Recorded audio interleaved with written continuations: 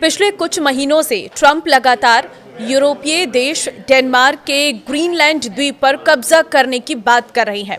Trump प्रशासन ने यह भी कहा है कि मिलिट्री ऑप्शन खुला हुआ है। अब यूरोपीय देशों ने इसका विरोध किया तो 17 जनवरी को ट्रंप ने 8 यूरोपीय देशों पर 10% टैरिफ का ऐलान कर दिया है। ट्रंप का कहना है कि नेशनल सिक्योरिटी और अमेरिका के गोल्डन डोम डिफेंस सिस्टम के लिए ग्रीनलैंड पर कब्जा जरूरी है। आखिर ग्रीनलैंड में ऐसा क्या है जो ट्रंप उस पर कब्जा करना चाहते हैं? आज इसी पर चर्चा करेंगे। नमस्कार, मैं हूं आपके साथ ममता तिवारी और आप देख रहे हैं न्यूज़ 18 का डिजिटल प्लेटफॉर्म। अमेरिका और रूस के बीच मौजूद ग्रीनलैंड अब धीरे धीरे बहुत अहम इलाका बनता जा रहा है। इसकी सबसे बड़ी वजह है दुनिया का गर्म होना और आर्कटिक में बर्फ का पिघलना। जब बर्फ कम हो रही है तो वहां नए समुद्री रास्ते खुल रहे हैं और जमीन के नीचे छिपे संसाधन भी सामने आ रही हैं। इसी वजह से ग्रीनलैंड अब सेना, कारोबार और प्राकृतिक संसाधनों के लिहाज से पहले से कहीं ज्यादा जरूरी हो गया है। द गार्जियन की रिपोर्ट के मुताबिक ग्रीनलैंड दुर्लभ खनिजों के मामले में दुनिया में 8वें स्थान पर है और यहाँ लगभग 15 लाख टन खनिज भंडार होने का अनुमान है। अमेरिका के लिए ग्रीनलैंड सिक्योरिटी और इकोनॉमी के मोर्चे पर काफी अहम है। दरअसल ग्रीनलैंड में अमेरिका का मिलिट्री बेस है और यहाँ दुर्लभ नेचुरल रिसोर्सेज भी मौजूद है। इसकी स्ट्रेटेजिक पोजीशन के चलते भी रूस, अमेरिका जैसे देश इस पर कंट्रोल करने की होड़ में लगे रहते हैं। ट्रंप का कहना है कि नेशनल सिक्योरिटी के लिए गोल्डन डोम एयर डिफेंस सिस्टम और आधुनिक हथियारों की तैनाती के लिए ग्रीनलैंड को कब्जे में लेना बहुत जरूरी है। ट्रंप ने लिखा, गोल्डन डोम पर अमेरिका लाखों करोड़ डॉलर खर्च कर रहा है। ये कनाडा की सुरक्षा के लिए भी जरूरी है।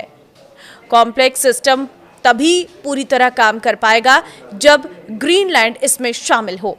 गोल्डन डोम में मिसाइल को हवा में ही मार गिराने वाली interceptor missiles, land based radar और लेजर सेंसर है। अमेरिका इसे इजराइल के आयरन डोम के मुकाबले कई और बड़े पैमाने पर तैनात करना चाहता है। बीते साल ट्रंप के आदेश के बाद से लॉकहीड मार्टिन जैसी अमेरिकी डिफेंस कंपनियां गोल्डन डोम के कंपोनेंट्स बनाने पर काम कर रही है। चूंकि ग्रीनलैंड की स्ट्रेटेजिक लोकेशन ऐसी है कि अगर गोल्डन डोम सिस्टम के रडार, सेंसर और इंटरसेप्टर मिसाइल्स वहां तैनात हो जाए तो रूस से आने वाली मिसाइल्स के लिए अर्ली वार्निंग मिल जाएगी। ट्रंप का कहना है कि अगर अमेरिका ग्रीनलैंड पर कब्जा नहीं करता तो रूस और चीन इसे हथिया लेंगे। फिर ग्रीनलैंड पर सीधे हमला क्यों नहीं कर पा रहा है ट्रंप? ये भी सवाल है। तो इसका जवाब यह है कि डेनमार्क ने ग्रीनलैंड में करीब 150 सैनिक तैनात किए हैं। कई रिपोर्ट्स में कहा गया है कि अगर अमेरिका चाहे तो ग्रीनलैंड पर कब्जा करना कुछ ही घंटों का काम है। हालांकि ट्रंप के ग्रीनलैंड पर हमले का आदेश न देने के पीछे 3 बड़ी वजह है। पहली वजह, हमला नेटो और यूएन के नियमों के खिलाफ होगा। दूसरी बड़ी वजह, नेटो में अंदरूनी बंटवारे का खतरा। और तीसरी बड़ी वजह, घरेलू मोर्चे पर ट्रंप की इस पॉलिसी का विरोध। अमेरिका के राष्ट्रपति डोनाल्ड ट्रंप ने ग्रीनलैंड को लेकर अपना प्लान बदलाव किया है। उन्होंने साफ शब्दों में कहा है कि जो देश ग्रीनलैंड से जुड़े अमेरिकी इरादों का समर्थन नहीं करेगा, उन्हें इसकी कीमत चुकानी पड़ सकती है। डोनाल्ड ट्रंप इस बार किसी सैन्य कार्रवाई की धमकी नहीं दे रहे हैं, बल्कि उन्होंने अपना वही ब्रह्मास्त्र छोड़ा है। ट्रंप ने संकेत दिया है कि ऐसे देशों पर भारी टैरिफ लगा सकते हैं जो ग्रीनलैंड पर उनका साथ नहीं देंगे।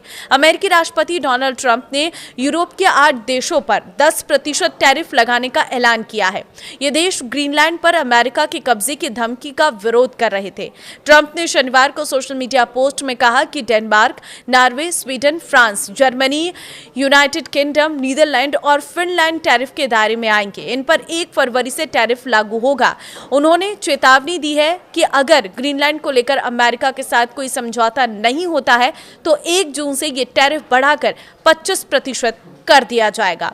तो डोनाल्ड ट्रंप की इस धमकी का कितना असर होगा ये तो वक्त बताएगा, लेकिन ग्रीनलैंड कितना जरूरी है डोनाल्ड ट्रंप के लिए वो हमने आपको बताया कि आखिर क्यों ग्रीनलैंड पर कब्जा चाहता है अमेरिकी राष्ट्रपति डोनाल्ड ट्रंप का ये पूरा दल, और इसी की कोशिश में लगातार जुटे हुए हैं। अब देखना होगा कि इसका असर नेटो पर कितना पड़ता है और कितना इसके अंदर जो है डोनाल्ड ट्रंप चीज़ों को हासिल कर पाते हैं। फिलहाल इस वीडियो को शेयर कर दीजिए ताकि सभी लोगों को पता चल सके कि आखिर अंतर्राष्ट्रीय स्तर पर चीज़ों में कितना बदलाव हो रहा है और ग्रीनलैंड आखिर क्यों इतना ज़रूरी है।